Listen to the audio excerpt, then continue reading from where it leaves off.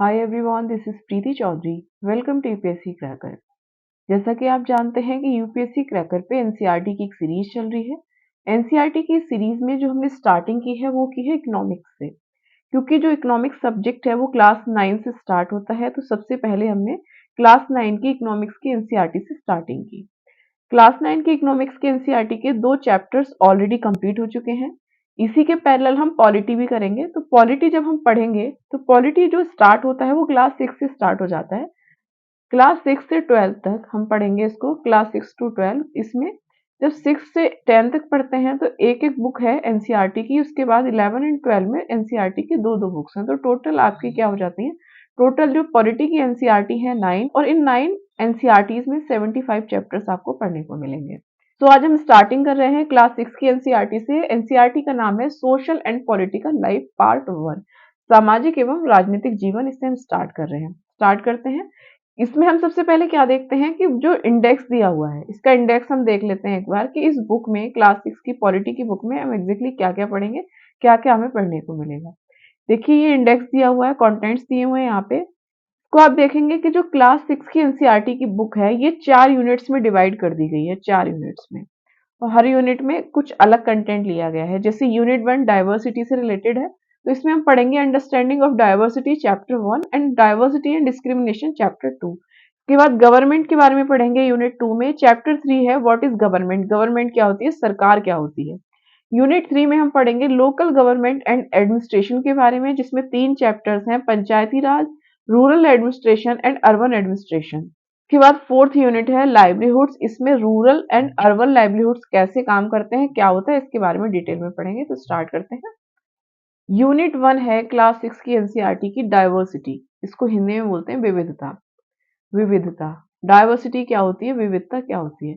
देखिए जब हम इंडिया के बारे में पढ़ना शुरू कर रहे हैं, पॉलिटी में जब हम पढ़ते हैं, तो पॉलिटी जब हम स्टार्ट करते हैं तो इसमें हम पढ़ते हैं पॉलिटिकल सिस्टम कैसे काम करता है इंडिया में, संविधान क्या होता है, कैसे काम करता है। इसके अलावा सरकार कैसे चलती है, प्रशासन कैसे चलता है, एडमिनिस्ट्रेशन कैसे काम करता है। ये सारी चीजें इन डिटेल हम यहाँ पे पढ़ने वाले हैं। तो इन सब चीजों के बारे में जानने से पहले हम सबसे पहले क्या करना होगा, हमें हमें जानना होगा इंडिया के बारे में कि भारत कैसा है, इंडिया कैसा है, इंडिया का नेचर कैसा है, इसके फीचर्स कैसे हैं। वो सारी चीजों को जानेंगे हम। तो उन चीजों को जानने के लिए सबसे पहले जो हम स्टार्टिंग कर रहे हैं, जो शुरुआत कर रहे हैं, वो कर रहे हैं डाइवर्सिटी को जानने से, विविधता को जानने से कि भारत कैसा है। भारत को जानने के लिए हमें डाइवर्सिटी को जानना बहुत इंपॉर्टेंट है। यहाँ से हमारी बहुत सारी चीजें ऐसी क्लियर होंगी, हम भारत को जान पाएंगे कि इंडिया का नेचर कैसा है। स्टार्ट करते हैं। चैप्टर 1 है अंडरस्टैंडिंग डाइवर्सिटी। चैप्टर का जो नाम है वो है विविधता की समझ। डाइवर्सिटी को हमें क्या करना है, अंडरस्टैंड करना है। तो समझते हैं। इसमें सबसे पहले कह रहा है look around you in the classroom. आप अपनी क्लासरूम में अपने चारों तरफ देखिए। Do you see anyone who looks exactly like you do. क्या आपको कोई ऐसा दिखता है जो एग्जैक्टली आपकी तरह दिखता हो। In this chapter, you will learn that people are different from each other in many ways. इस चैप्टर में आप ये समझने की कोशिश करेंगे, आप ये समझेंगे कि जो लोग हैं वो एक दूसरे से बहुत अलग होते हैं इन मैनी वेज, बहुत तरीके से। कौन कौन से वो तरीके हैं। Not only do they look different, वो केवल अलग दिखते नहीं है, but they might also belong to different regional, cultural और रिलीजियस बैकग्राउंड।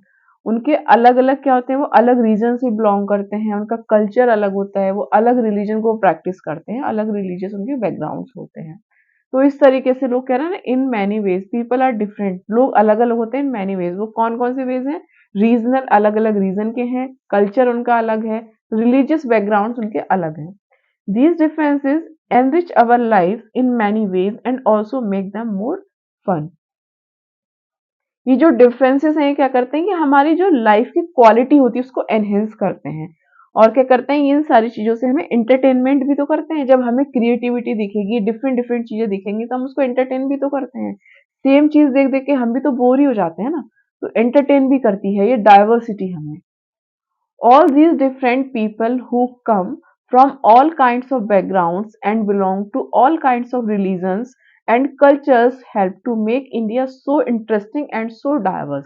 तो जो ये चीजें हैं कि लोग अलग अलग बैकग्राउंड हैं लोगों के, वो अलग अलग रीजन से बिलोंग करते हैं, अलग अलग रिलीजन को प्रैक्टिस करते हैं, उनका जो कल्चर है वो अलग है। तो ये बहुत इंटरेस्टिंग बनाता है, क्योंकि इससे क्या आती है, डाइवर्सिटी आ जाती है, इंडिया को डाइवर्स बनाता है।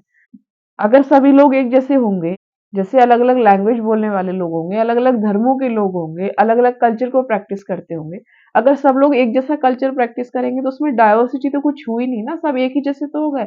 डाइवर्स का तो मतलब ही ये है कि सब अलग अलग चीजों को प्रैक्टिस करते हैं, जैसे रिलीजन को अलग प्रैक्टिस करते हैं, कल्चर को अलग प्रैक्टिस करते हैं, अलग अलग लैंग्वेज है लोगों की, उनका जो जोग्राफिकल रीजन है वो भी अलग अलग है। आगे कह रहा है, what does diversity add to our life. Diversity ने हमारी लाइफ में क्या ऐड किया है, हमारे जीवन में कैसे उसको बेहतर बनाने की कोशिश की है, कैसे बेहतर बनाया है। How India become like this, India ऐसा कैसे बन गया कि इतनी सारी डाइवर्सिटी इंडिया के अंदर आ गई। पहले जो स्टार्टिंग में कोई सोसाइटी रही होगी तो वो तो सब एक जैसे ही रहे होंगे ना, फिर इतनी डाइवर्सिटी कैसे आ गई कि अलग अलग रीजन के लोग यहाँ रहते हैं, अलग अलग कल्चर को प्रैक्टिस करने वाले लोग यहाँ हो गए, अलग अलग खान पान है सबका, अलग अलग तरह का फूड खाते हैं, अलग तरह के ड्रेसेस पहनते हैं, अलग अलग लैंग्वेजेस बोलते हैं, तो ऐसा कैसे हो गया। इन सारे क्वेश्चंस के आंसर्स अभी आएंगे। All kinds of different a part of diversity, कह रहा है क्या ये जो सारे डिफरेंसेस हैं ये डाइवर्सिटी के ही पार्ट हैं। Can diversity also be a part of unity, क्या डाइवर्सिटी यूनिटी का भी पार्ट हो सकती है। Read this chapter to find some answers, ये जो क्वेश्चंस हैं इन सारे क्वेश्चंस के आंसर देखने के लिए हम ये चैप्टर रीड करते हैं। क्वेश्चन एक बार और देख लेते हैं। कह रहा है कि डाइवर्सिटी ने हमारी लाइफ को बेहतर कैसे बनाया, अच्छा कैसे बनाया, हमारी लाइफ में क्या ऐड कर दिया इसने, इंडिया इस तरह का कैसे बन गया, इतनी डाइवर्सिटी इंडिया के अंदर कैसे आ गई, क्या इतने तरह के जो डिफरेंसेस इंडिया में हैं वो सारे डिफरेंसेस डाइवर्सिटी का ही पार्ट होते हैं, क्या डाइवर्सिटी यूनिटी का पार्ट है। ये सारे क्वेश्चंस हैं, इन सबके आंसर्स हम इस चैप्टर में ढूंढने की कोशिश करेंगे, समझेंगे कि डाइवर्सिटी एग्जैक्टली क्या होता है। इन क्वेश्चंस के आंसर के माध्यम से आप समझ जाएंगे। ये देखिए 3 पिक्चर्स दी हुई हैं, ये तीनों पिक्चर्स हैं ह्यूमन की बनाई हुई, लेकिन अलग अलग तरह से इन्होंने ड्रॉ किया है। जो व्यक्ति देखेगा उसको इमेजिन करेगा, उसी को ड्रॉ कर देगा। तो अभी चैप्टर पढ़ते हैं।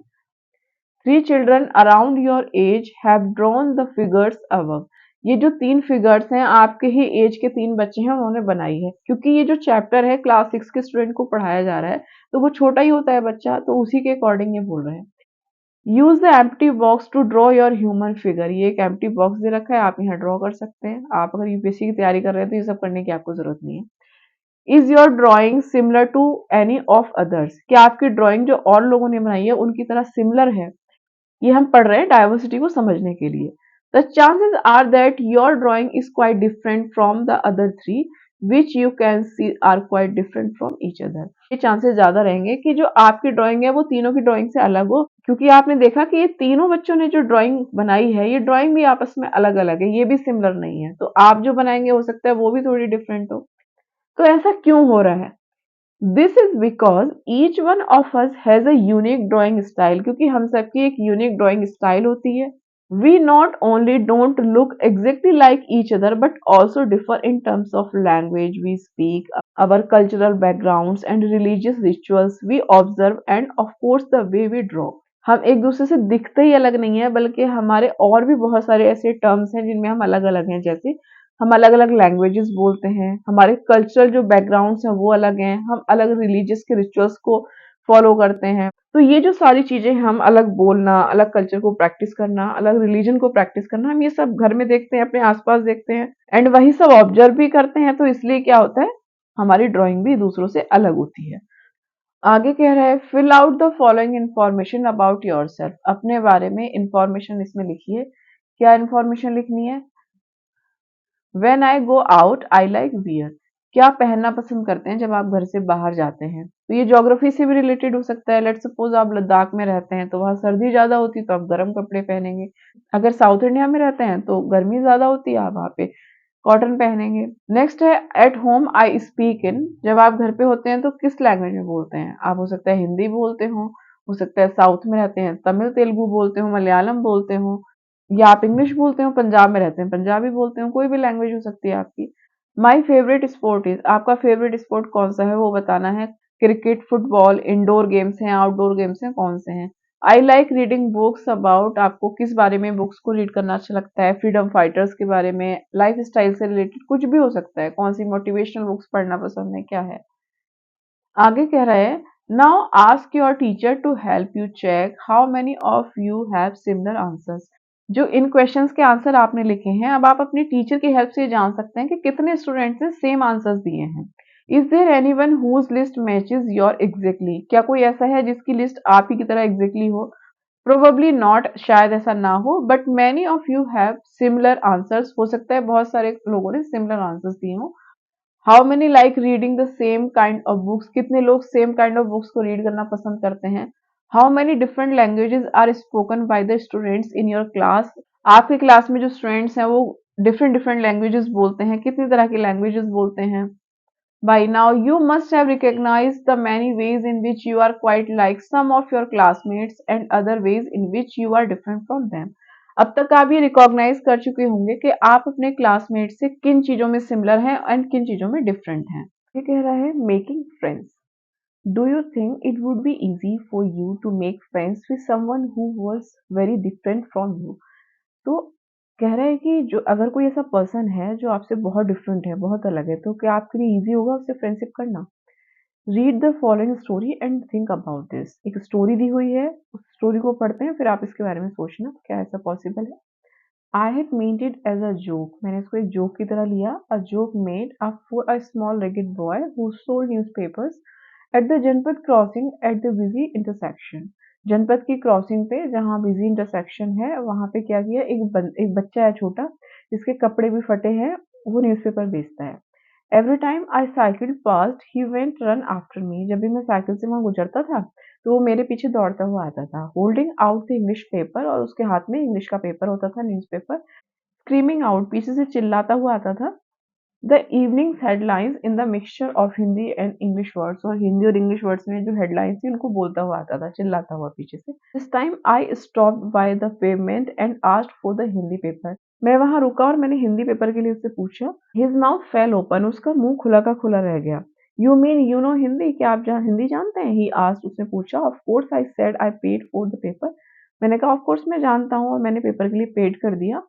Why, what do you think? क्यों, तुम क्या सोचते हो? ही पॉज्ड, वो रुका। बट यू लुक सो अंग्रेज, ही सेड, उसने कहा तुम तो अंग्रेज की तरह दिखते हो। You mean you can even read Hindi? तुम्हारा मतलब तुम हिंदी भी पढ़ सकते हो? Of course I can, I said this time little impatiently. मैंने इम्पेशंसली उससे बोला, यस मैं भी पढ़ सकता हूँ। I can speak read and right Hindi. मैं बोल भी सकता हूँ, रीड भी कर सकता हूँ, राइट भी कर सकता हूँ Hindi. Hindi is one of the subject I study in school. Hindi एक सब्जेक्ट था जो मैं स्कूल में पढ़ता था। बच्चे ने बोला सब्जेक्ट, ही आस्क्ड, उसने पूछा सब्जेक्ट क्या होता है? How could I explain what a subject what to someone who had never been to school? जो बच्चा कभी स्कूल नहीं गया, मैं उसको क्या समझाता, कैसे एक्सप्लेन करता कि सब्जेक्ट्स क्या होता है? वेल इट इज समथिंग, ये कुछ होता है। आई बिगिन, मैंने स्टार्ट ही किया था। बट लाइट चेंज हो जाती है, रेड लाइट से ग्रीन लाइट हो जाती है। The honking behind me grew 100 fold and I let myself be pushed along with the rest of the traffic. Green light हो जाती है और वो वहां से चला जाता है ट्रैफिक के साथ। The next day he was there again smiling at me. Next day वो वहां था, मेरे पे स्माइल कर रहा था and holding out a Hindi paper, उसके हाथ में एक हिंदी पेपर था। भैया, ही सेड, आपका अखबार, अब बताइए ये सब्जेक्ट क्या चीज है? The English word sounded strange on his टंग। उसकी टंग से ऐसा लग रहा था, स्ट्रेंज साउंड कर रहा था English word subject. It sounded like its other meaning in English, to be ruled by someone else, जो किसी के द्वारा रूल किया गया हो। Oh it's just something to study, ये कुछ ऐसा है जिसे स्टडी किया जाता है, आई सेड, मैंने कहा। And then because the red light had come on, red light हो गई थी तो मैं वहां रुक गया। आई आस्क्ड हिम, मैंने उससे पूछा, have you ever been to school? तुम कभी स्कूल गए हो? नेवर, नहीं। ही आंसर्ड, नहीं। एंड ही एडेड प्राउडली, उसने प्राउडली कहा, I began working when I was so high. मैंने काम करना शुरू कर दिया था। He measured himself against my cycle seat, अपनी साइकिल सीट से वो उसको मेजर करता है कि मैं यहाँ था, इतना बड़ा था मैं, मेरी हाइट इतनी थी जब मैंने काम करना शुरू कर दिया था। First my mother use to come with me but I can do it all alone. पहले मेरी माँ मेरे साथ काम पर आती थी, बट अभी मैं बड़ा हो गया हूँ तो मैं सारा काम खुद कर लेता हूँ। Where is your mother now? I asked, मैंने उससे पूछा तुम्हारी माँ कहाँ है? But then the light change and I was off, light change हो गई और मैं आ गया। I heard him yell from somewhere behind me, वो दूर से कहीं से चिल्ला रहा था। She is in Meerut with family के साथ, वो मेरठ में रहती हैं। The rest was drawn out, फिर जो ट्रैफिक का शोर था उसमें मुझे कुछ सुनाई नहीं दिया। माई name is Sameer he said the next day उसने कहा मेरा नाम समीर है। एंड वेरी शाइली ही आस्क्ड, और शर्माते उसने पूछा, व्हाट्स योर नेम, आपका क्या नाम है। इट वॉज इनक्रेडिबल, ये बहुत ही आश्चर्यजनक था। माई बाइसिकल बोबल्ड, मेरी बाइसिकल डगमगा गई। My name is Sameer too, मेरा नाम भी समीर है, आई सेड। हिज आईज लिट अप, उसकी जो आंखें हैं चमक गईं। Yes I grinned at him, मैं उस पर मुस्कुरा गया। It's another name for Hanuman's father, ये हनुमान जी के जो फादर थे उनका दूसरा नाम है पवन पुत्र का। यू नो, तुम जानते हो। So now you are Sameer एक एंड आई एम समीर दो, ही सेड ट्रायम्फेंटली, उसने कहा कि आप समीर एक हैं मैं समीर दो हूँ। Something like that I answered and then I held out my hand, मैंने अपना हाथ उसकी तरफ बढ़ाया, हाथ मिलाओ समीर दो। His hand nestled in mine like a little bird, एक छोटी चिड़िया की तरह उसका जो हाथ है वो मेरे हाथ में समा गया। I could still feel its warmth as I cycled away, मुझे अभी भी उसकी गर्माहट महसूस हो रही है जबकि मैं साइकिल पर आ रहा हूँ। The next day he did not have his usual smile for me, next day उसके फेस पे वो स्माइल नहीं थी जो यूजुअली उसके फेस पे होती है। There is a trouble in Meerut, Meerut में कुछ ट्रबल हो गया, कुछ गड़बड़ हो गया। He said many people are being killed, there is the riots, riots में बहुत सारे लोग मारे गए हैं, दंगे हो गए हैं। I look at the headlines, मैंने हेडलाइंस को देखा। कम्युनल रॉइट्स, सांप्रदायिक दंगे हुए हैं। It blaze but Sameer, I begin but Sameer, I am Muslim Sameer, he said in answer, उसने तुरंत कहा मैं मुस्लिम समीर हूँ। And all my people are in Meerut, मेरे सभी जो लोग हैं वो मेरठ में रहते हैं। His eyes filled with tears, उसकी आंखों में आंसू थे। And when I touch his shoulder he would not look up, जब मैंने उसका शोल्डर टच किया तो उसने ऊपर भी नहीं देखा। ये एक स्टोरी है जो समझाने की कोशिश कर रही है कि Sameer one and Sameer two, जो ये दो लोग हैं समीर एक एंड समीर दो, एक हिंदू है और एक मुस्लिम है। किस तरह की एक स्टोरी से बताया कि विविधता क्या होता है, डाइवर्सिटी क्या होता है। He was not at the crossing the day after, अगले दिन वो क्रॉसिंग पर नहीं था। Neither the day after nor ever again, वो कभी भी फिर नहीं मिला। And no newspaper in English और Hindi can tell me where my Sameer दो हैज गॉन, कोई न्यूज़पेपर हिंदी और इंग्लिश का मुझे नहीं बता सकता कि जो मेरा समीर दो है वो कहाँ गया। Name three ways in which Sameer एक एंड समीर दो वर डिफरेंट, कौन कौन से तीन ऐसे तरीके आप बता सकते हैं जिन मामलों में समीर एक और समीर दो अलग थे। Did these differences prevent them from becoming friends, ये जो डिफरेंसेस हैं क्या उनको फ्रेंड्स बनने से रोक सकते हैं। तो डिफरेंसेस देखते हैं समीर एक और समीर दो में क्या क्या डिफरेंसेस थे। वाइल समीर एक is more familiar with English, Sameer एक जो है वो इंग्लिश से ज्यादा फैमिलियर था। समीर दो स्पीक्स हिंदी, वो हिंदी बोलता था। Although they both are more at home in different languages, they still communicated with each other, हालांकि वो उनकी जो लैंग्वेज थी वो अलग अलग थी लेकिन क्योंकि वो एक दूसरे से बात करना चाहते थे तो उन्होंने आपस में बात की। They made the effort to do so because this was work important to them, उन्होंने इस तरह का एफर्ट किया बात करने का क्योंकि उनके लिए इम्पोर्टेंट था बात करना। समीर एक एंड समीर दो also come from different religious and cultural background, Sameer एक और समीर दो दोनों ही, उन दोनों के रिलीजियस और कल्चरल जो बैकग्राउंड्स हैं वो अलग अलग हैं। वाइल समीर एक इज हिंदू, वाइल जो समीर एक है वो हिंदू है, समीर दो मुस्लिम है।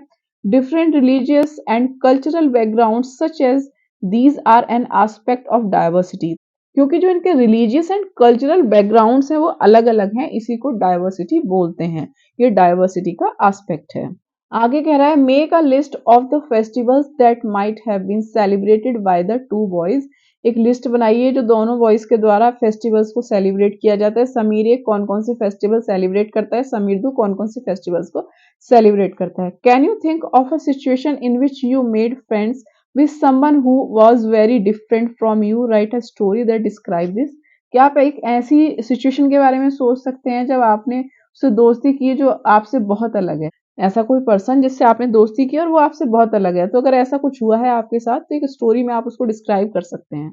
इन addition to their diverse religious and cultural backgrounds there are other ways in which Sameer एक एंड समीर दो are different from each other, Sameer एक और समीर दो के जो religious background and cultural background जो अलग अलग हैं, धार्मिक एंड सांस्कृतिक जो उनका बैकग्राउंड है वो अलग अलग है। इसके अलावा और भी बहुत सारे मामले हैं जिनमें समीर एक और समीर दो एक दूसरे से अलग हैं। जैसे फॉर एग्जाम्पल वाइल समीर एक गोज टू स्कूल, समीर एक स्कूल जाता था, समीर दो सेल्स न्यूज़पेपर्स, समीर दो न्यूज़पेपर सेल करता था। आगे डिस्कस करना है, why do you think Sameer दो did not attend school? Sameer दो जो न्यूज़पेपर बेचता है वो स्कूल क्यों नहीं जाता था? Do you think it would have been easy for him to attend school if he wanted to? क्या आपको लगता है कि अगर वो चाहता स्कूल जाना तो उसके लिए इतना इजी था स्कूल जाना? इन योर ओपिनियन, तुम्हारे ओपिनियन में क्या है? It is a fair situation that some children get to go to school and other did not. आपको अपनी ओपिनियन में बताना है क्या ये फेयर सिचुएशन है कि सम जो चिल्ड्रंस हैं वो तो स्कूल जा पाते हैं, कुछ नहीं जा पाते। तो आपको ये सब डिस्कस करना है। आगे कह रहा है, समीर दो did not have the opportunity to attend school.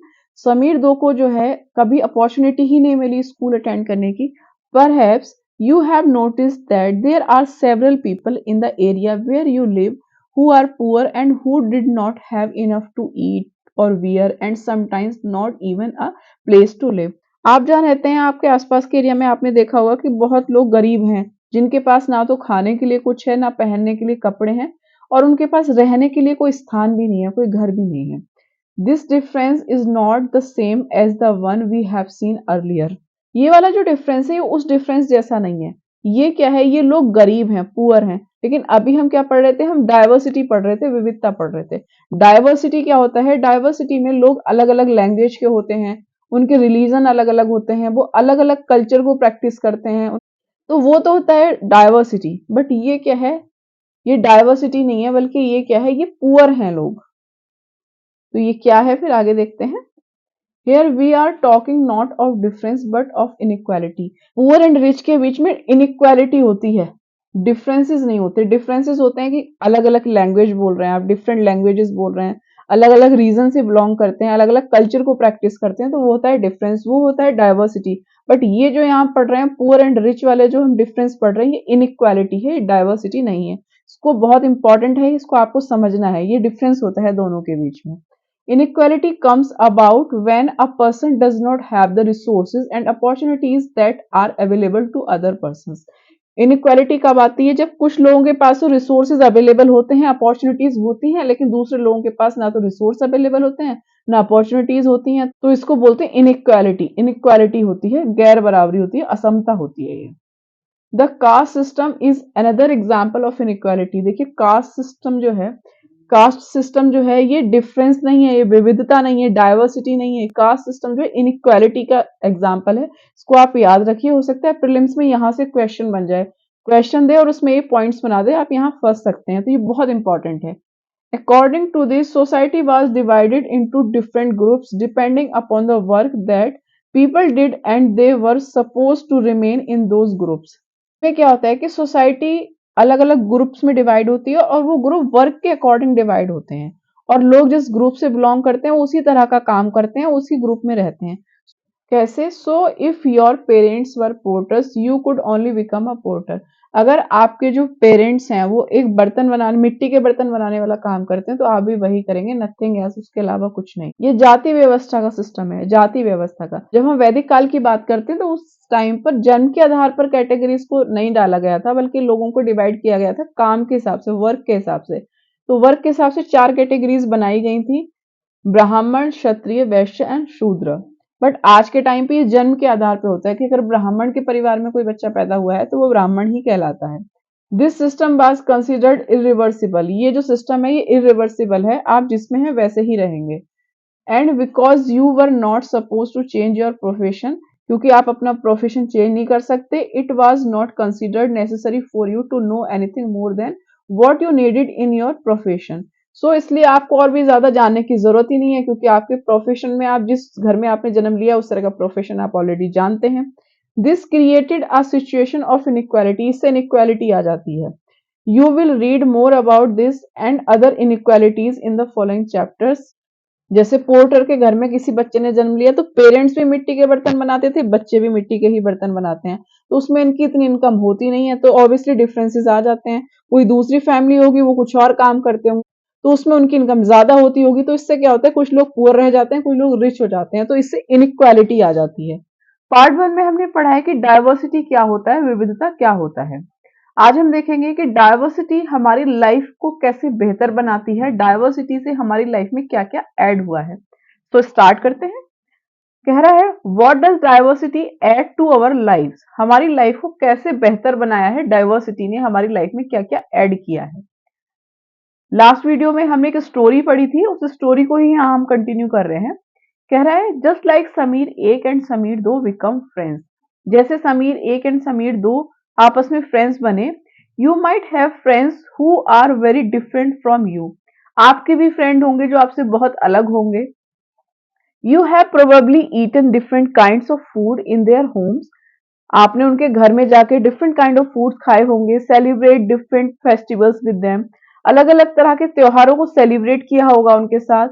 Tried out the clothes they wear, और उनके कपड़ों को ट्राई करके देखा होगा। And learn some of their languages as well, और उनके लैंग्वेजेस के कुछ वर्ड्स को भी आपने सीखने की कोशिश की होगी। आगे कह रहा है make a list of the food that you have eaten from different parts of India, India के डिफरेंट डिफरेंट पार्ट्स में जो आपने फूड खाया है उस फूड की एक लिस्ट बनाइए। एक लिस्ट बनानी है आपको, जैसे गुजरात का क्या खाया है आपने, गुजरात में क्या फेमस है, पंजाब में कुछ फेमस हो वो खाया हो, सरसों दा साग मक्के दी रोटी, गुजरात में आपने खाया हो ढोकला खांडवी, ये सारी चीजें। यूपी में कुछ ट्राई किया हो, केरल में कुछ खाया हो, साउथ में कहीं कोई डोसा फेमस हो, राजस्थान की दाल बाटी, बिहार का लिट्टी चोखा, बहुत सारी चीजें, बहुत सारी वेराइटीज हैं। तो आपको क्या करना है, उन फूड की एक लिस्ट बनानी है जो आपने इंडिया के डिफरेंट डिफरेंट पार्ट्स में खाया है। नेक्स्ट है make a list of languages beside your mother tongue that you can speak at least one और टू वर्ड्स ऑफ, आपकी जो मदर टंग है, मतलब आपकी मातृभाषा के अलावा कोई दूसरी ऐसी लैंग्वेज जिसके दो चार वर्ड्स आपको आते हो, उसकी एक लिस्ट आपको बनानी है। देखिए यहाँ पे एक पिक्चर दी हुई है, इस पिक्चर के बारे में क्या बताया है। कह रहा है you probably like reading and hearing stories and adventures about different animals people and even ghost, आपको डिफरेंट एनिमल्स पीपल घोस्ट भूतों की कहानियां पढ़ना और सुनना अच्छा लगता होगा। Perhaps you even enjoy making up stories yourself, हो सकता है आपको खुद से स्टोरीज बनाना भी अच्छा लगता हो। Many young people feel happy when they read a good story because it gives them lots of ideas to make up more stories. जो बहुत सारे यंग पीपल होते हैं उनको क्या लगता है, स्टोरी अच्छी अच्छी जो स्टोरीज होती है उनको पढ़ना अच्छा लगता है, क्योंकि उनको वहां से नई नई स्टोरीज बनाने के लिए बहुत सारे आइडियाज मिल जाते हैं। People who write stories get their ideas from all sort of different places, from books and real life and from their imaginations. जो लोग बुक्स को लिखते हैं उनको डिफरेंट डिफरेंट प्लेसेस से आइडियाज आते हैं, जैसे बुक्स से आता है, रियल लाइफ से आता है, और वो इमेजिनेशन करके भी स्टोरीज को लिखते हैं। Some may have lived in forest close to animals and chosen to write of their fights and friendships. कुछ लोग जंगलों में रहते हैं एनिमल्स के क्लोज, और उनकी जो फाइट्स और फ्रेंडशिप होती है उसके बारे में स्टोरीज लिखते हैं। Others read real accounts of kings and queens and wrote stories about love and honors. कुछ लोग क्या करते हैं कि किंग्स एंड क्वींस की जो राजा रानियों के रियल अकाउंट्स होते हैं उनके बारे में पढ़ते हैं और उनके लव एंड ऑनर के बारे में फिर स्टोरीज लिखते हैं। Some dipped into their own childhood memories of school and friends and wrote stories of adventure. कुछ लोग अपनी पुरानी मेमोरीज में चले जाते हैं, अपनी चाइल्डहुड की, स्कूल की, फ्रेंड्स की, और उसके बारे में एडवेंचरस स्टोरीज लिखते हैं। तो इस तरह से डिफरेंट डिफरेंट आइडियाज आते हैं लोगों को स्टोरीज लिखने में। लेकिन इमेजिन कीजिए if all the story tellers and writers that you have heard and read so far were forced to live in a place where all people wore the same two colors, red and white. कुछ ऐसे story tellers या writers जिनको आप पढ़ते हैं उनको एक ऐसी जगह पे रखा जाए, ऐसी जगह पर रहने के लिए बोला जाए जहां पे लोग केवल दो कलर के कपड़े पहनते हैं, red and white. Ate the same food, maybe potatoes, same ही फूड खाते हैं डेली, लाइक आलू खा सकते हैं। Took care of animals, for example the deer and cat, और दो तरह के एनिमल्स को पालते हैं जैसे deer and cat. And to entertain themselves played snakes and ladders, और अपने आप को जो गेम जो खेलते हैं एंटरटेन करने के लिए स्नेक्स एंड लेडर्स का गेम खेलते हैं। What kind of stories do you think they would write, आपको क्या लगता है जो इतने लिमिटेड संसाधनों के बीच में रहने वाले व्यक्ति है वो पर्सन किस तरह की स्टोरी लिखेगा, आपको क्या लगता है। क्योंकि किसी तरह का कोई एक्सपोजर तो इनको मिल नहीं रहा है, जो ये डिफरेंट डिफरेंट थिंग्स को देख के एक इमेजिनेशन बनाते हैं, चीजों को, रियल लाइफ में चीजों को लिखते हैं, वैसे कुछ आइडियाज तो इनको मिल नहीं रहे हैं, तो ये किस तरह के स्टोरीज लिख सकते हैं। Imagine that you are a writer और एन आर्टिस्ट, अगर आप एक राइटर या आर्टिस्ट हैं who lives in the place described above। जिस तरह के प्लेस के बारे में हम अभी बात कर रहे थे कि लोग वहां पे 2 कलर के कपड़े पहनते हैं, 2 तरह के जो एनिमल्स हैं उनको पालते हैं, और एंटरटेनमेंट के लिए केवल स्नेक एंड लैडर्स गेम खेलते हैं, इतनी जो लिमिटेड चीजों के बीच में रहते हैं। तो आप ऐसी लिमिटेड चीजों की जगह अगर आप रहते हैं इस बीच में, तो आपको क्या लगता है, आइदर राइट अ स्टोरी और draw a picture of your life here. अगर आप यहाँ रह रहे हैं तो आप एक स्टोरी लिखिए या फिर एक पिक्चर ड्रॉ कीजिए, आपकी लाइफ यहाँ कैसी होगी। Do you think you would enjoy living in a place like this? क्या आपको लगता है कि इस तरह के प्लेस पे रह के आप इंजॉय कर पाएंगे? List 5 different things that you would miss the most if you lived here. कुछ ऐसी 5 चीजों की लिस्ट बनाइए, अगर आप ऐसी जगह पे रहेंगे तो आप उनको बहुत मिस करेंगे। तो अब पढ़ते हैं डाइवर्सिटी क्या होता है इंडिया में। Diversity, diversity in India. अभी हमने देखा कि विविधता ने, डाइवर्सिटी ने हमारी लाइफ में क्या क्या ऐड किया है। क्योंकि अगर हम ऐसे लिमिटेड जगह पर रहते जहाँ 2 तरह के एनिमल्स हैं, 2 कलर्स हैं, केवल पोटैटो ही लोग खा रहे हैं, गेम्स भी बहुत सारे नहीं है, तो उनको ज्यादा आइडियाज नहीं आ पाएंगे। दैट मीन्स कि हम, डाइवर्सिटी ने हमारी लाइफ में ये ऐड किया है कि हम डिफरेंट डिफरेंट रिलीजन्स को देखते हैं प्रैक्टिस करते हुए, डिफरेंट कल्चर्स से परिचित होते हैं, हमारा रहन-सहन, हमारा खाना, फूड बहुत चेंज हो जाता है, बहुत सारी चीजें। तो डाइवर्सिटी ने हमारी लाइफ को एंटरटेन किया है और डिफरेंट डिफरेंट कल्चर से, डिफरेंट डिफरेंट क्रिएटिविटीज से हमें कनेक्ट किया है। अब देखते हैं कि diversity in India. Diversity in India, देखिए कभी इंडिया में भी एक पर्टिकुलर सोसाइटी रही होगी, तो उस पर्टिकुलर सोसाइटी में ऐसे कैसे हो गया कि इतने सारे धर्मों को मानने वाले लोग भारत में रह रहे हैं, इतने सारे रिलीजन्स को प्रैक्टिस करने वाले लोग इंडिया में रह रहे हैं, इतने सारे कल्चर्स को प्रैक्टिस करने वाले लोग रह रहे हैं, अलग अलग लैंग्वेजेस है लोगों की, डिफरेंट टाइप ऑफ फूड्स लोग खा रहे हैं, डिफरेंट टाइप ऑफ फेस्टिवल्स को सेलिब्रेट कर रहे हैं। तो ऐसा कैसे हो गया? तो अब पढ़ते हैं डाइवर्सिटी इन इंडिया। इंडिया में कैसे डाइवर्सिटी आई, किस तरह की डाइवर्सिटी इंडिया के अंदर आई। India is a country of many diversities. India में बहुत सारी आपको डाइवर्सिटी देखने को मिलेगी, विविधताओं का देश कहा जाता है भारत को। वी स्पीक डिफरेंट लैंग्वेजेस, क्योंकि हम डिफरेंट लैंग्वेजेस बोलते हैं। Have various type of foods, various type of foods को हम खाते हैं। Celebrate different festivals, different festivals को हम सेलिब्रेट करते हैं। प्रैक्टिस डिफरेंट रिलीजन्स, और डिफरेंट डिफरेंट रिलीजन्स को हम प्रैक्टिस करते हैं। But actually if you think about it, we do many things that are similar except that we do them in different ways। But अगर आप देखेंगे ना, तो हम लोग सेम ही चीज करते हैं, बट हमारे करने का तरीका अलग होता है। आगे कह रहा है how do we explain diversity. हम डाइवर्सिटी को एक्सप्लेन कैसे करेंगे, हम कैसे समझेंगे कि डाइवर्सिटी कैसे होता है। A little more than 200 years ago, or long before the train, aeroplane, bus or car become a part of our lives। लगभग 200 साल पहले से क्या हुआ है कि ट्रेन, एरोप्लेन, बस, कार ये सब चलना शुरू हुआ है। इससे हमने क्या, ट्रेवल करना शुरू किया है। People traveled from one part of the world to another in ships, on horses, on camels और on foot। लोग पहले भी यात्रा किया करते थे, ट्रैवल किया करते थे वर्ल्ड के एक पार्ट से दूसरे पार्ट में, और वो इसके लिए शिप का यूज करते थे, हॉर्स का, कैमल्स का यूज करते थे, या वो पैदल भी यात्रा किया करते थे। इससे क्या होता था कि लोग क्या करते थे, जब ट्रेवल करते थे, जब वन पार्ट से दूसरे पार्ट में जाते थे, तो उससे क्या होता था कि जब वो लॉन्ग ट्रेवल कर रहे हैं तो बीच में रुक रुक कर जाते थे। तो रुकते थे क्योंकि यात्रा लंबी होती थी, थक जाते थे। उससे क्या होता था कि जो अपना इनका कल्चर होता था, अपने रिलीजन होता था, उसको तो ये प्रैक्टिस करते ही थे। लोग जहाँ पे रुकते थे ये लोग, वहां पे भी अलग लोगों का कल्चर होता था, अलग अलग ही रिलीजन को वो लोग फॉलो कर रहे होते थे। उनका खान पान, रहन सहन सब अलग होता था। तो कुछ चीजें ये उनसे सीखते थे, कुछ वो लोग इनसे सीख लेते थे। तो इससे क्या होता था कि डाइवर्सिटी आ जाती थी उस पर्टिकुलर प्लेस पे। आगे कह रहा है list at least 3 different ways in which people in India do the following, one of the possible answer has been provided for you already. इसमें कह रहा है कि लोग किस काम को किस किस तरीके से करते हैं, उसकी लिस्ट बनानी है। 3 3 चीजें, हर एक में एक एक एग्जाम्पल दिया हुआ है। जैसे different way in which people pray, लोग अलग अलग तरह से प्रार्थनाएं कैसे करते हैं। तो जैसे कह रहा है थ्रू सिंगिंग अ हिम, भजन गाते हैं लोग, कोई नमाज पढ़ता है, तो कोई गुरुद्वारे जाता है, अलग अलग तरीका है सबका। Different way in which people get married, कौन कौन से तरीके हैं जिससे लोग शादियां करते हैं, जैसे कोर्ट मैरिज कर लेते हैं, निकाह होता है, शादियां, अलग अलग तरीके होते हैं। Different way in which people dress, कौन कौन से ड्रेस, जैसे कह रहा है कि मणिपुर में जो वुमन है वो क्या करती हैं, फ्नेक पहनती हैं, कोई साड़ी पहनता है, कोई सूट पहनता है। तो डिफरेंट डिफरेंट वेज होते हैं। Different ways in which people greet each other, एक दूसरे को कैसे अभिवादन करते हैं, जैसे नमस्ते किया जाता है, झारखंड में आदिवासी कम्युनिटी है, क्या करती है, जोहार करती है। ऐसे अलग अलग तरीके होते हैं। Different ways in which people cook rice.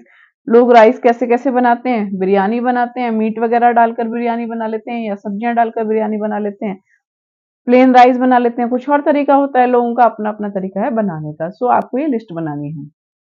Often they went in search of new land. अच्छा, अब ये कह रहे हैं कि जो ये लोग ट्रेवल करते हैं उसके रीजन क्या क्या हो सकते हैं। लोग नई लैंड की सर्च में घर से जाते हों, new place to settle in, कोई ऐसी जगह जहां उनको सेट होना हो, और for people to trade with, या फिर लोग व्यापार की तलाश में भी जा सकते हैं, व्यापार के लिए भी ट्रेवल कर सकते हैं, ट्रेड करने के लिए।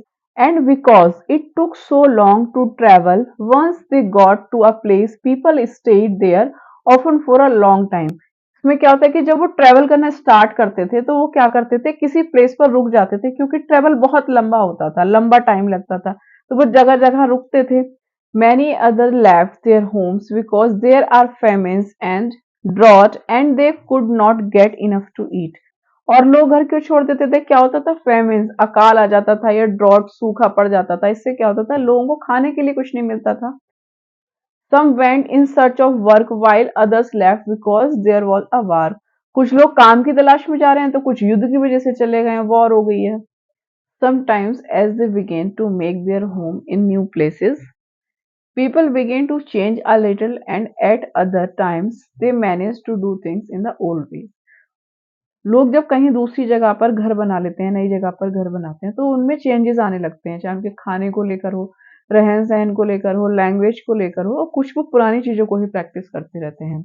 सो their languages, food, music, religions become a mix of old and new, and out of this intermixing of cultures came something new and different. तो उनके फूड हुए, म्यूजिक हुआ, रिलीजन हुआ, ये सब चीजें क्या होती हैं कि उनमें चेंजेस आने लगते हैं, वो मिक्स होने लग जाते हैं, उनका अपना पुराना वाला और नई जगह से भी सीखने लगते हैं। सो इससे क्या होता है, इंटरमिक्सिंग ऑफ कल्चर हो जाता है। तो क्या होता है, एक नया तरह का और एक डिफरेंट कल्चर सामने आता है। The history of many places shows us how many different cultures influences have helped to shape life and culture there. जो डिफरेंट प्लेसेस की हिस्ट्री होती है वो ये बताती है, उससे देख के पता चलता है कि जो लोग वहां पे रह रहे हैं, डिफरेंट कल्चर्स ने, डिफरेंट डिफरेंट कल्चर्स के इन्फ्लुएंसेस ने उनकी लाइफ और कल्चर को कैसे शेप दिया है, कैसे उनकी लाइफ और कल्चर को चेंज किया है। These regions became very diverse because of their unique histories. इसलिए कई क्षेत्र ऐसे होते हैं जो अपनी यूनिक हिस्ट्री की वजह से डाइवर्स हो जाते हैं, डाइवर्सिटी वहां पे आ जाती है। Similarly, diversity also comes about when people adapt their lives to the geographical area in which they live. और डाइवर्सिटी कैसे आती है कि लोग जिस तरह के जोग्राफिकल एरिया में रहते हैं वो उसको अडॉप्ट कर लेते हैं, और उसके अडेप्टेशन से उनके जो कल्चर होता है वो चेंज हो जाता है। For example, living near the sea is quite different from living in a mountain areas. आप किसी सी एरिया में रह रहे हैं, समुद्री किनारे रह रहे हैं, वहां से बहुत अलग होती है लाइफ उन लोगों की जो माउंटेन एरियाज में रहते हैं। Not only do people have different clothings and eating habits, लोगों की केवल ऐसा नहीं है कि क्लोथिंग और जो उनकी ईटिंग हैबिट्स अलग होती हैं, but even the kinds of work they do are different, लेकिन वो जिस तरह का काम करते हैं वो भी अलग होता है। इन cities, it is often easy to forget how closely people's lives are tied to their physical surroundings. जो लोग सिटीज में रहते हैं उन्हें तो ये आइडिया ही नहीं होता, उनको ये नहीं पता होता कि वो अपना जो फिजिकल सराउंडिंग है उनके आसपास उससे कितना ज्यादा कनेक्टेड होते हैं, नहीं आइडिया होता। Reason, this is because in the city people seldom grow their own vegetables and grain. Cities के लोग कभी कभी अपनी वेजिटेबल्स और ग्रेन को उगा लेते हैं। Instead they depend on the market to buy all the food and other goods that they need.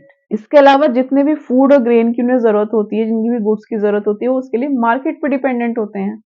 Let us try to understand what we mean when we say that historical and geographical factors influence the diversity of a region. अब हम ये समझने की कोशिश करते हैं कि कैसे हिस्टोरिकल एंड ज्योग्राफिकल जो फैक्टर्स होते हैं वो डाइवर्सिटी को चेंज कर देते हैं, डाइवर्सिटी को इन्फ्लुएंस करते हैं किसी रीजन की।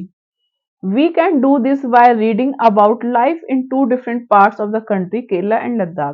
अब हम क्या करेंगे कि केरल एंड लद्दाख में रहने वाले जो लोग हैं उनकी एक स्टोरी पढ़ेंगे, और उस स्टोरी से हम ये समझेंगे कि एक ही कंट्री के डिफरेंट डिफरेंट पार्ट में रहने पर कैसे डाइवर्सिटी आती है, कैसे कल्चरल डिफरेंसेस होते हैं लोगों के बीच। सो देखते हैं आगे कह रहा है, look at the map of India in an Atlas. देखिए, अगर आप सिविल सर्विसेज की प्रिपरेशन कर रहे हैं, यूपीएससी की प्रिपरेशन कर रहे हैं, स्टेट पीएससी की प्रिपरेशन कर रहे हैं, या फिर आप किसी 6 क्लास के स्टूडेंट हैं, तो आपके लिए पहले ये बहुत इंपॉर्टेंट होता है कि आप क्या करेंगे। सबसे पहले आप एक मैप उठाएंगे। एटलस क्या है? एटलस मैप की एक बुक होती है। इसमें वर्ल्ड के सारे मैप मिलेंगे, हर कंट्री का, हर स्टेट का, ए टू जेड सारी चीज आपको एटलस में मिल जाती है। तो मैं ये नहीं कह रही कि आप पूरी एटलस पढ़ लीजिए, बट मैं ये कह रही हूँ आपसे कि आप एक काम करिए कि एटलीस्ट इंडिया का मैप तो आप ध्यान रखिए कि कौन सा स्टेट कहाँ पर है। ये आप इंडिया के मैप में ध्यान रखिए, इस चीज को ये देख लीजिए एक बार, 2-3 बार आप देखेंगे आपको याद हो जाएगा। तो look at the map of India in an Atlas. Atlas में आप इंडिया का मैप देखिए and locate Kerala and Ladakh, and Ladakh and Kerala को लोकेट कीजिए इसमें। Can you list 3 ways in which the different geographical location of these two regions would influence the following? The food people eat, the clothes they wear, the work they do. अब आप ये बताइए कि जो लद्दाख और केरल के अलग अलग जोग्राफिकल लोकेशन पर रहने वाले जो लोग हैं, वो ज्योग्राफिकल लोकेशन कैसे इन लोगों के फूड को, जो लोग खाना खाते हैं उसको डिफरेंट बनाती है, जो लोग कपड़े पहनते हैं उसको डिफरेंट बनाती है, और जो वो काम करते हैं वो काम अलग अलग क्यों है, ये बताना है। देखिए, इस पिक्चर में आप देख सकते हैं लद्दाख है, डेजर्ट है, कोल्ड डेजर्ट है इंडिया का, माउंटेन एरिया है पूरा। आगे कह रहा है Ladakh is a desert in mountains in the east of Jammu and Kashmir. ये कह रहा है कि लद्दाख जम्मू और कश्मीर के ईस्टर्न पार्ट में माउंटेन्स के बीच में क्या है, एक डेजर्ट है, कोल्ड डेजर्ट है। Very little agriculture is possible here since this region does not receive any rain and is covered in snow for a large part of the year. यहाँ पे बहुत कम खेती होती है क्योंकि यहाँ वर्षा नहीं होती, रेन ही नहीं है, यहाँ पे पानी ही नहीं है। और ज्यादातर क्या होता है, साल में ज्यादातर टाइम पूरा का पूरा ये लद्दाख का एरिया बर्फ से ढका रहता है। There are very few trees that can grow in the region. इस रीजन में बहुत कम पेड़ उगते हैं क्योंकि बर्फ से ढका रहता है टोटली रीजन पूरा। For drinking water people depend on the melting snow during the summer months. Summers में जितना जो स्नो मेल्ट होता है उसको एज अ ड्रिंकिंग वाटर ये लोग यूज करते हैं। People here keep sheep and goats. लोग यहाँ पे शीप जो भेड़ होती है और बकरियां पालते हैं। The goats in this region are special because they produce pashmina wool. यहाँ पे ये जो गॉड्स हैं ये बहुत स्पेशल गॉड्स हैं। कैसे? इनसे पश्मीना वूल मिलती है हमें, बहुत वार्म होती है वो। This wool is prized and pashmina shawls cost a lot of money. ये जो वूल बहुत महंगी होती है और पश्मीना शॉल भी बहुत महंगी बिकती है। The people in Ladakh carefully collect the wool of the goats and sell this to the traders from Kashmir. यहाँ के जो लोग हैं लद्दाख के, वो केयरफुली क्या करते हैं, वूल को कलेक्ट करते हैं जो पश्मीना वूल है, और जो कश्मीर के ट्रेडर्स हैं उनको सेल कर देते हैं। Pashmina shawls are chiefly woven in Kashmir. जो पश्मीना शॉल है वो बेसिकली कहाँ बुनी जाती है, कश्मीर में बुनी जाती है। वहीं के ट्रेडर्स इसको खरीदते हैं, पश्मीना वूल को शॉल बनाने के लिए। आगे कह रहा है the people eat meat and milk product like चीज एंड बटर। लोग यहाँ क्या खाते हैं, मीट एंड मिल्क प्रोडक्ट खाते हैं, चीज एंड बटर खाते हैं। Each family own some goats cows and dzos. Dzos क्या होता है, एक हाइब्रिड होता है काउ एंड याक का। Being a desert did not mean that Ladakh did not attract its share of traders. Desert होने का मतलब ये नहीं है कि लद्दाख ट्रेडर्स को अट्रैक्ट नहीं करता है, करता है। क्यों करता है? यहाँ भी ट्रेडर्स आते हैं because it was considered a good trade route as it had many passes through which caravans traveled to what it today called Tibet. यहाँ बहुत सारे व्यापारी आते हैं, कैरेवेंस आते हैं, क्योंकि यहाँ पे लद्दाख में बहुत सारे पासेस हैं और उन पासेस से निकल के ये लोग तिब्बत पहुंचते हैं।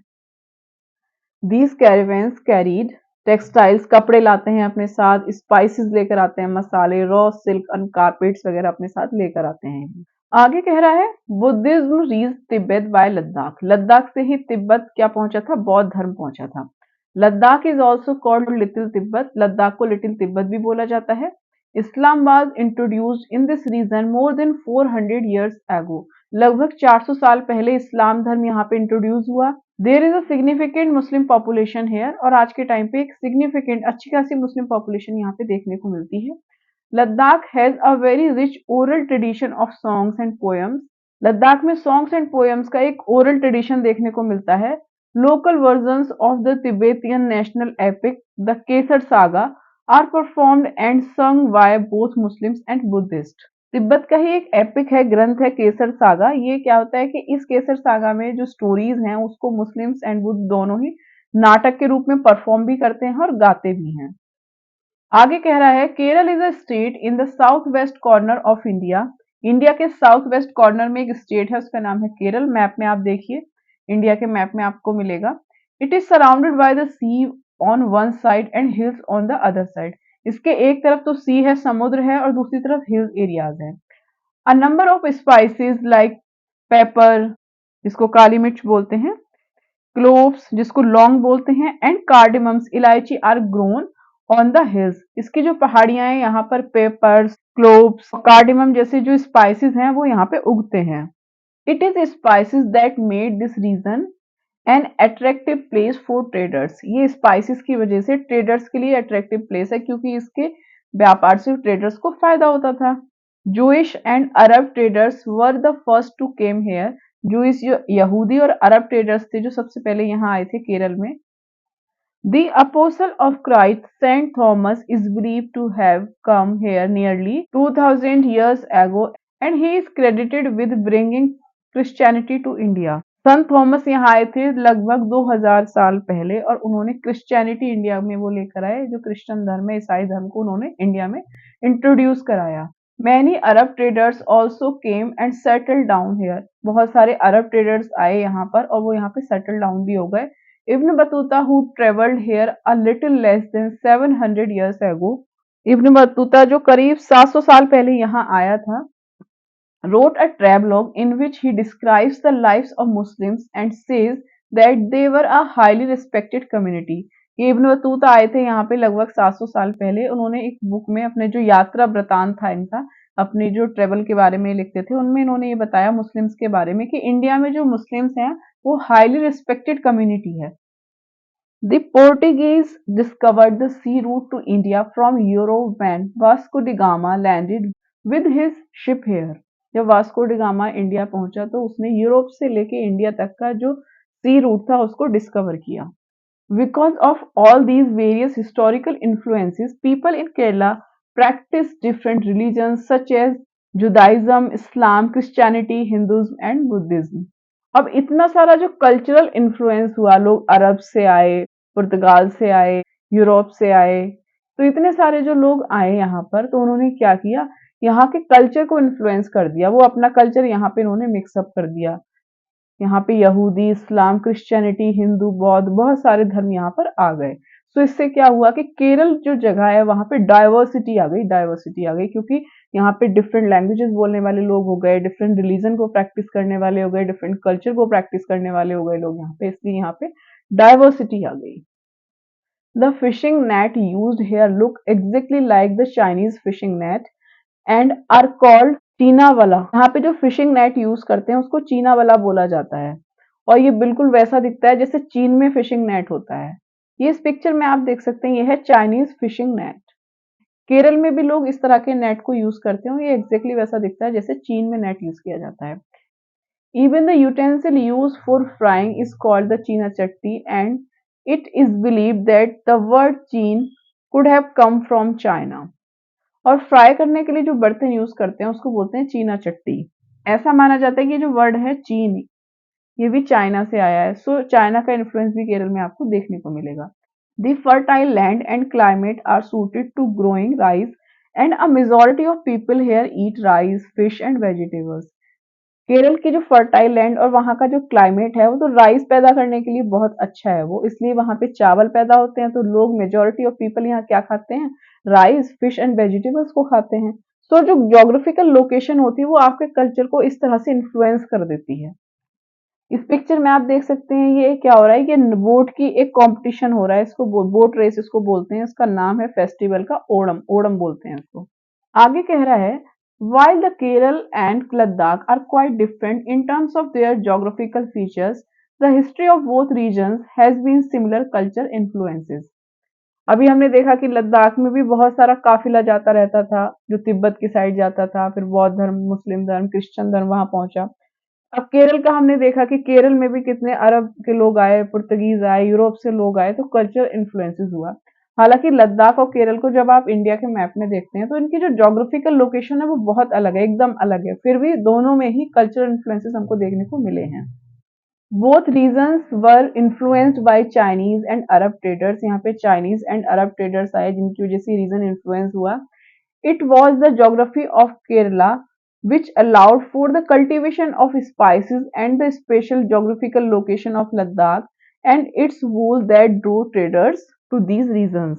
तो ये केरल एंड लद्दाख का जो है, केरल की जो ज्योग्राफिकल लोकेशन है वहाँ की, उसके स्पाइसेस, ये सारी जो चीजें हैं उन्होंने जो है ट्रेडर्स को ट्रैक किया। वहीं लद्दाख की बात करें तो लद्दाख का जो ज्योग्राफिकल लोकेशन है और इसका जो वूल है उसने भी ट्रेडर्स को ट्रैक किया। तो इस तरह से क्या हुआ, डिफरेंट डिफरेंट एरियाज के ट्रेडर्स वहां आए और वहां का कल्चर इन्फ्लुएंस हुआ।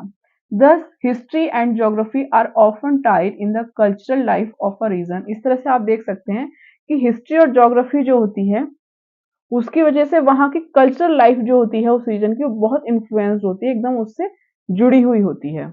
आगे कह रहा है the influence of diverse cultures is not merely a thing of the past. जो कल्चरल डिफरेंसेस होते हैं, जो कल्चरल इन्फ्लुएंसेस होता है, ये ऐसा नहीं है कि केवल पास्ट की ही बात है। Our present lives are all about moving from place to place for work, and with each move, our cultural traditions and way of life slowly become part of new place we are in। अगर हम आज की बात करें तो हम एक जगह से दूसरी जगह काम की तलाश में जाते रहते हैं, तो उससे क्या होता है कि हम जहां भी जाते हैं उस तरह के कल्चर में अपने आप को ढाल लेते हैं, ढल जाते हैं उसके according. Similarly, in our own neighborhoods, we live close to people from several communities।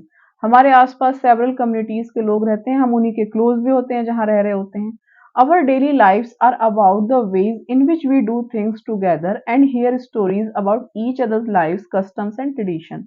तो हमारा जो काम करने का तरीका होता है, आपस में मिलजुल कर हम काम करते हैं और एक दूसरे के जो ट्रेडिशंस होते हैं, कस्टम्स होते हैं, उनके बारे में सुनते रहते हैं, तो हम भी इन्फ्लुएंस होते हैं चीजों से, प्रेजेंट टाइम में भी। अब बहुत ही अच्छा टॉपिक है यूनिटी इन डायवर्सिटी, अनेकता में एकता। ये कैसे है, जो इंडिया की एक मजबूत नींव है, इंडिया को स्ट्रांग बनाता है। India's diversity has always been recognised as a source of its strength. India की जो डायवर्सिटी है इसको इसके स्ट्रेंथ का सोर्स माना जाता है।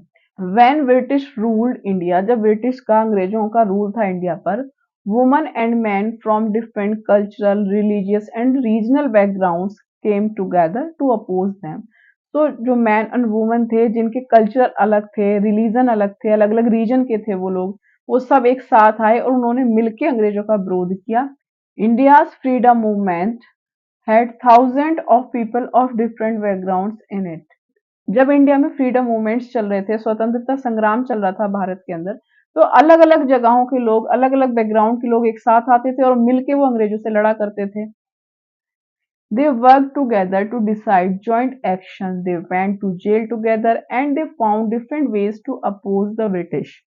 वो एक साथ मिलके काम करते थे, साथ जेल जाते थे और वो अलग अलग तरीके ढूंढते थे मिलके अंग्रेजों का विरोध करने के लिए। Interestingly, the British thought they could divide Indians because they were so different। अब इसमें एक इंटरेस्टिंग चीज ये है कि अंग्रेजों को ये लगता था कि ये लोग इतने डाइवर्स हैं, इतने अलग अलग हैं, तो इनको अलग अलग किया जा सकता है। And they continue to rule them, और अगर इनको एक बार अलग कर दिया तो ये कंटिन्यू अपना रूल बना के रखेंगे इंडिया पर।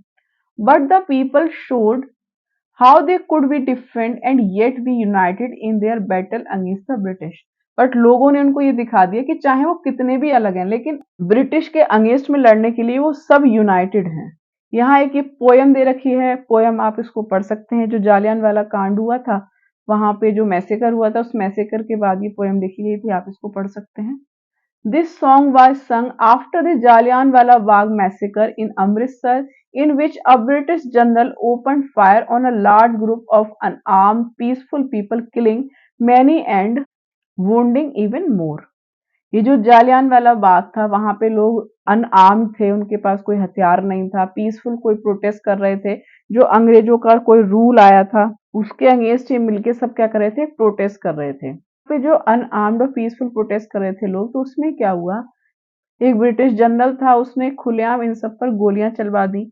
Man and woman, Hindu, Sikhs and Muslims, rich and poor had gathered to protest against the British. Man, woman, Hindu से सिख्स, मुस्लिम्स, इसमें अमीर गरीब सभी लोग मिलके क्या कर रहे थे कि अंग्रेजों के खिलाफ एक प्रोटेस्ट कर रहे थे। This song was composed and sung to honour the memory of those brave people. तो जो लोग इसमें मारे गए थे उनकी मेमोरीज में ये सॉन्ग कंपोज किया गया और उसको गाया गया। Pandit Nehru delivering an independence day speech. जब भारत आजाद हो गया था उसके बाद ये पंडित नेहरू यहाँ पे अपनी स्पीच दे रहे हैं। Songs and symbols that emerged during the freedom struggle serve as a constant reminder of our country's rich tradition of respect for diversity। जितने भी फ्रीडम स्ट्रगल के दौरान जितने भी सॉन्ग्स एंड सिंबल्स इमर्ज हुए थे उस टाइम पर, वो कंट्री की डाइवर्सिटी के लिए बहुत इंपॉर्टेंट है। वो कंट्री की डाइवर्सिटी को क्या करते हैं, रिस्पेक्ट शो करते हैं। Do you know the story of national flag? जो भारतीय झंडा है, क्या आप उसकी स्टोरी को जानते हैं? तो इंडिया का जो फ्लैग है वो दिखाएगा कि कितने भी रिलीजन को प्रैक्टिस करने वाले लोग इंडिया के अंदर रहते हैं, चाहे कितना भी फूड चेंज हो, रहन सहन अलग हो, कल्चरल प्रैक्टिसेस अलग हो, अलग अलग लैंग्वेजेस बोलते हो, लेकिन जो ये इंडियन फ्लैग है वो सबके लिए एक है। सो हम की भावना जो आती है वो वहीं से आती है। तो हम डाइवर्सिटी को इसमें यूनिटी शो करते हैं। It was used as a symbol of protest against the British by people everywhere। इसे ब्रिटिशर्स के अगेंस्ट प्रोटेस्ट में एक सिंबल की तरह यूज किया गया था इंडिया के अंदर। नेहरू जी की बुक का एक जिक्र है। In his book discovery of India, Bharat की खोज डिस्कवरी ऑफ इंडिया एक बुक लिखी थी जवाहरलाल नेहरू ने। इसमें इन्होंने कहा था, says that Indian unity is not something imposed from outside.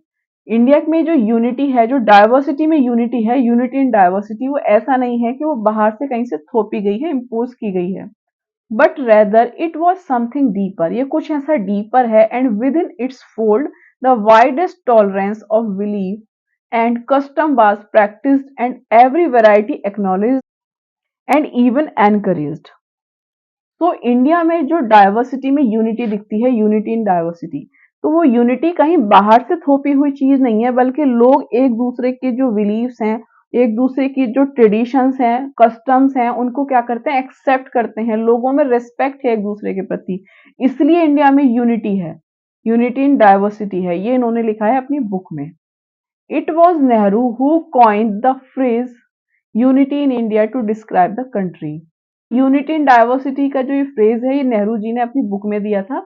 India's national anthem composed bye Rabindranath Tagore is another expression. जो रविन्द्रनाथ टैगोर ने लिखा है नेशनल एंथम जन गण मन, इससे भी क्या दिखती है, यूनिटी इन डाइवर्सिटी दिखती है इंडिया के अंदर, of the unity of India. In what way does the national anthem describe this unity? National anthem कैसे इस यूनिटी को डिस्क्राइब करता है, आप इसके बारे में बताइए। जैसे इसमें कहता है नेशनल एंथम में, पंजाब सिंधु गुजरात मराठा द्रविड़ उत्कल बंगा।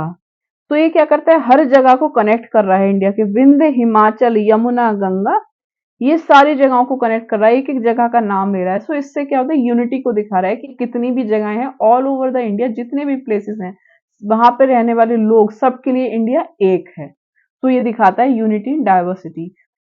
Class 6 polity NCERT chapter 1 understanding diversity chapter complete हो चुका है। डिटेल डिस्कशन हम उसके बारे में कर चुके हैं। अब उसके क्वेश्चंस रह रहे हैं, उसके क्वेश्चंस देख लेते हैं। फर्स्ट क्वेश्चन है, draw up a list of different festivals celebrated in your locality. आपके इलाके में, जिस एरिया में आप रहते हैं, उस एरिया में कौन कौन से डिफरेंट फेस्टिवल्स सेलिब्रेट किए जाते हैं, उसकी एक लिस्ट बनाइए। Which of these celebrations are shared by members of different regional and religious communities? इनमें ऐसे कौन कौन से फेस्टिवल्स हैं जो डिफरेंट रीजन्स और रिलीजियस की कम्युनिटी एक साथ मनाती है, उसकी आप लिस्ट बनाइए। देखिए कौन कौन से फेस्टिवल सेलिब्रेट करते हैं आपके एरिया में, Holi, Diwali, Eid ul Fitr, Christmas, Lohri, Rakshabandhan, good Friday. Holi कौन कौन सेलिब्रेट करता है, हिंदू सिख और जैन करते हैं। दिवाली भी हिंदू सिख जैन करते हैं।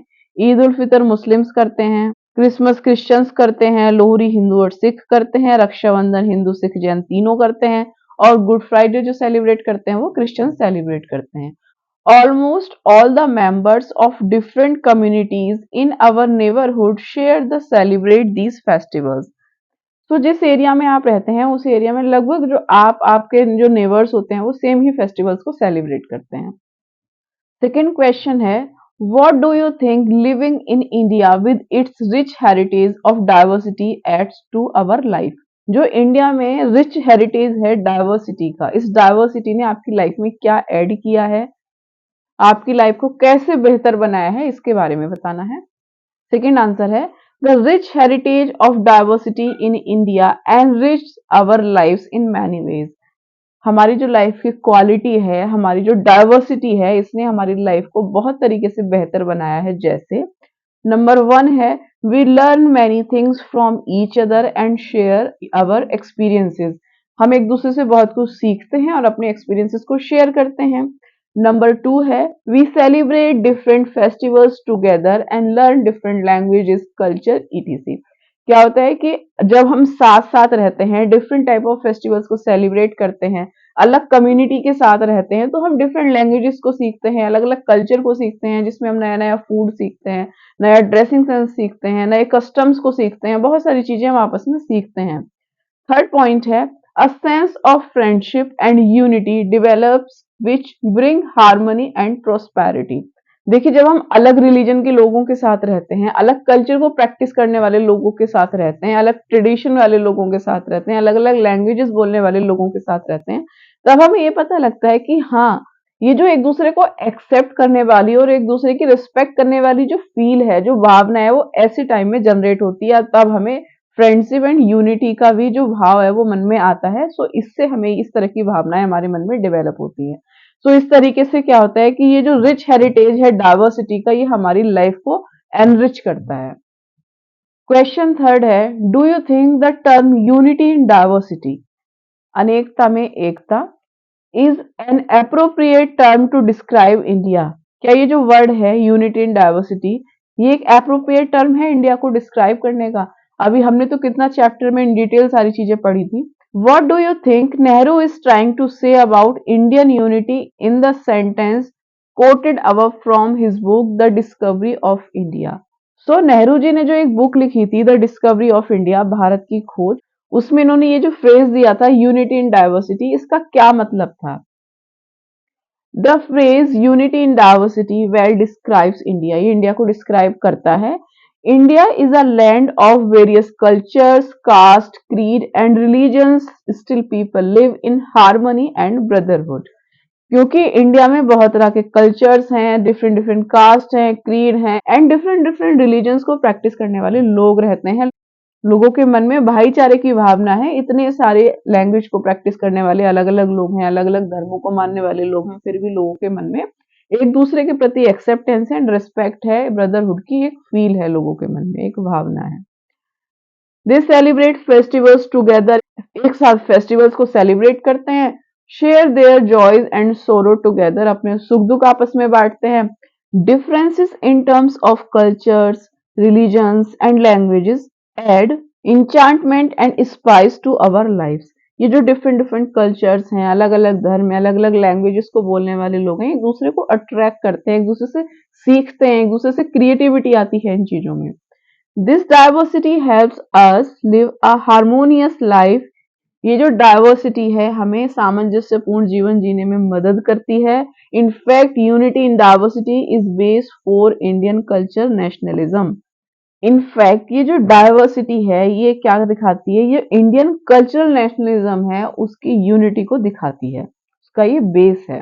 भारतीय संस्कृत जो राष्ट्रवाद है उसका क्या है, ये आधार है। फोर्थ क्वेश्चन है underline the line in the poem sung after the Jallianwala Bagh massacre which according to you reflects Indians essential unity। जो अभी पोयम लिखी हुई थी पीछे, उस पोयम में आप पढ़कर बताइए कि ऐसी कौन सी लाइन है जो इंडिया में यूनिटी को रिफ्लेक्ट करती है, असेंशियल यूनिटी। आंसर है the line the blood of Hindus and Muslim flow together today reflects Indian essential unity. ये जो लाइन है the blood of Hindus and Muslim flow together today, एक साथ ब्लड बहता है हिंदू और मुस्लिम्स का, हिंदुओं मुसलमानों की होती है आज होली, हिंदी में इसका ये मीनिंग है। तो ये जो लाइन है ये रिफ्लेक्ट करती है इंडिया की यूनिटी को। लास्ट क्वेश्चन है question number 5, choose another region in India and do a similar study of the historical and geographical factors that influence the diversity found there। अभी हमने जो लद्दाख और केरल की स्टोरी पढ़ी थी उसी के अकॉर्डिंग बताना है कि आप ऐसे रीजन का एग्जाम्पल बताइए जहां पर हिस्टोरिकल एंड ज्योग्राफिकल फैक्टर्स ने वहां की डाइवर्सिटी को इन्फ्लुएंस किया हो। Are these historical and geographical factors connected to each other, how? क्या ये जो हिस्टोरिकल एंड ज्योग्राफिकल फैक्टर्स हैं क्या एक दूसरे से कनेक्ट हैं, और हैं तो कैसे, ये बताना है। ये जो लद्दाख की और केरल की हमने स्टोरी पढ़ी थी, एग्जैक्टली वही बताना है आपको। Ladakh is a desert in the mountains in the eastern part of Jammu and Kashmir. ये हमने पढ़ा था कि लद्दाख जम्मू एंड कश्मीर के पूर्व में क्या है, एक पहाड़ियों में बसा हुआ एक रेगिस्तान है। Very little agriculture is possible here since this region does not receive any rain. यहाँ बहुत कम एग्रीकल्चर होती है, क्यों? क्योंकि यहाँ वर्षा नहीं होती। Is covered in snow for a large part of the year. पूरे साल लगभग क्या होता है, ये बर्फ से ढका रहता है। It was considered a good trade route as it had many passes through which caravans traveled to what is today called Tibet. ये ट्रेडर्स को इसने अट्रैक्ट किया क्योंकि यहाँ पे बहुत सारे पासेस हैं जहां से निकल के लोग तिब्बत जाते थे। These caravans carry textiles and spices, raw silk and carpets. ये जो कैरेवेंस होते थे, ये जो ट्रेडर्स होते थे, इनके पास टेक्सटाइल होते थे, मसाले, रॉ सिल्क और कारपेट्स, जो दरियां वगैरह होती हैं, ये सब कैरी करते थे वहां से। बुद्धिज्म रीच्ड तिब्बत वाय लद्दाख। लद्दाख से ही जो बौद्ध धर्म है वो तिब्बत पहुंचा था। Ladakh is also called little Tibet. Ladakh को लिटिल तिब्बत भी बोला जाता है। Islam was introduced in this region more than 400 years ago. लगभग 400 साल पहले इस्लाम धर्म भी यहाँ इंट्रोड्यूस हुआ था। देर is a significant Muslim population here, और आज के टाइम पे काफी मुस्लिम लद्दाख में रहते हैं। दूसरा एग्जाम्पल है केरला का। Kerala is a state in the south west corner of India. India के साउथ वेस्ट कॉर्नर में एक स्टेट है Kerala. It is surrounded by the sea on one side and hills on the other side. एक तरफ इसके समुद्र है और दूसरी तरफ हिल्स हैं। A number of spices like pepper, cloves and cardamoms are grown on this hills. इस हिल पे कई तरह के मसाले होते हैं, लाइक काली मिर्च, लौंग, इलायची, ये सारी चीजें। It is spices that made this region an attractive place for traders. मसालों की वजह से ये जो ट्रेडर्स के लिए एक अट्रैक्टिव प्लेस रहा। Christian, Jewish, Arab traders were the first to come here. Christian, Jewish and Arab traders यहाँ आए सबसे पहले। Because of all these various historical influences, people in Kerala practice different religions such as Judaism, Islam, Christianity, Hinduism and Buddhism। इतने different different cultures के, different different religions के जो traders वहां आए, उसकी वजह से जो केरल का जो एरिया है उसमें डाइवर्सिटी आ गई। उसमें डिफरेंट डिफरेंट रिलीजन्स आ गए, लाइक जुदाइज्म, इस्लाम, क्रिश्चियनिटी, हिंदू, बौद्ध धर्म, बहुत सारे वहां पे रिलीजन आ गए। Both regions were influenced by Chinese and Arab traders. Chinese and Arab traders से, चाहे लद्दाख हो चाहे केरला, दोनों ही जो एरिया हैं, दोनों ही जो रीजन्स हैं, ये इन्फ्लुएंस्ड हुए हैं। It was the geography of Kerala which allowed for the cultivation of spices, and the special geographical location of Ladakh and its wool that drew traders to these regions। Kerala की जो geography है उसके spices के cultivation ने, और लद्दाख में उसकी जो ज्योग्राफिकल लोकेशन है वहां पे पासेस थे, और इसकी जो वूल थी, इसने ट्रेडर्स को अच्छी खासी मात्रा में आकर्षित किया। This history and geography are often tied in the cultural life of a region. इससे हमें पता लगता है कि किसी रीजन की जो हिस्ट्री एंड ज्योग्राफी है उसके कल्चर से वो किस तरह से टाइड है, जुड़ी हुई है। So guys, class 6 polity NCERT chapter 1 understanding diversity यहाँ कंप्लीट होता है। नेक्स्ट चैप्टर में हम करेंगे डाइवर्सिटी एंड डिस्क्रिमिनेशन क्या होता है। रिवीजन करते रहिए, जुड़े रहिए यूपीएससी क्रैकर के साथ। Thank you so much.